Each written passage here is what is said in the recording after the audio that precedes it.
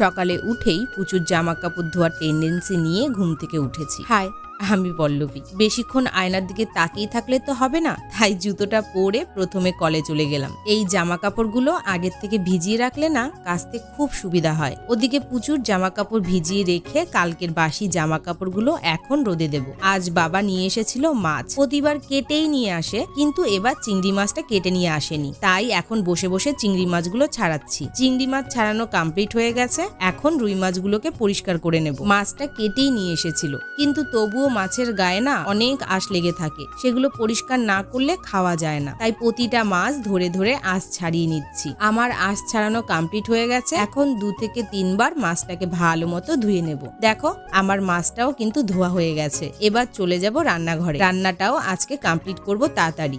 সকালে ব্রেকফাস্ট হিসেবে আজ হবে রুই মাছ দিয়ে কুমড়ো আলুর তরকারি আর কাঁচা টমেটোর টক চিংড়ি মাছ দিয়ে। তরকারি বসিয়ে রেখে আমি টমেটোটাকে সুন্দর করে কুচি কুচি করে কেটে নিয়েছি। এবার রান্নাটা সেরে নিয়ে চলে যাব জামা কাপড় কাচতে। এগুলো যেহেতু আগেই ভিজিয়ে রেখেছি, তাই বেশিক্ষণ সময় লাগবে না। এখন বসে পড়েছি জামা কাপড়গুলো সুন্দর করে কেচে নেব। আমার প্রতিদিনের জামাটা আমি ডিটারজেন্ট জলে ধুয়েই কেচে নিই। এদিকে আমার কাচাকাচি কমপ্লিট হয়ে গেছে, এখন এগুলোকে ধুয়ে চলে যাব জামা কাপড় মিলতে। জল ধোয়া করা জামা কাপড়গুলো না আমার একদম পছন্দ হয় না, তাই ডিটারজেন্ট জলে ধুয়ে রাখা জামা কাপড়ই হয় আমার প্রতিদিনের পোশাক। আর এদিকে আমার বাবা চলে এসেছে দোকান থেকে সকালের ব্রেকফাস্টটা করতে। যেহেতু আমি জামা কাপড় মিলছিলাম, তাই বাবা বসে বসে অপেক্ষা করছিল। আর এর মধ্যে আমাদের ছোট্ট অর্ক কতবার যে পাল্টি খেলো তার ধারণার বাইরে। পাল্টি খেয়ে রীতিমতো সাঁতার কাটছে। বাবাকে খেতে দিয়ে এখন অর্ককে স্নান করাতে নিয়ে এসেছি। জল পেলে আমার এই ছোট্ট পাখিটা যে কি তিরিং বিরিং করে তা তোমরা নিজেরাই দেখো।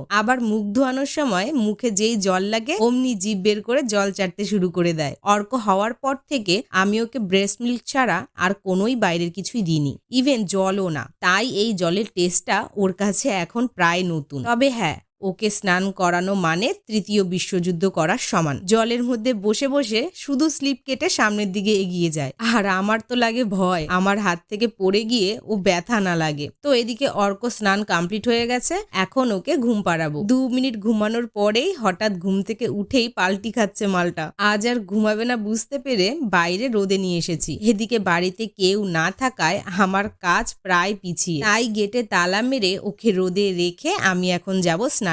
আমার স্নান কমপ্লিট হয়ে গেছে, আর কাল স্বামী রাগ করেছিল, তাই আজ শাড়ি পরে মালটাকে পটাবো। আচ্ছা, আজ তবে আসি।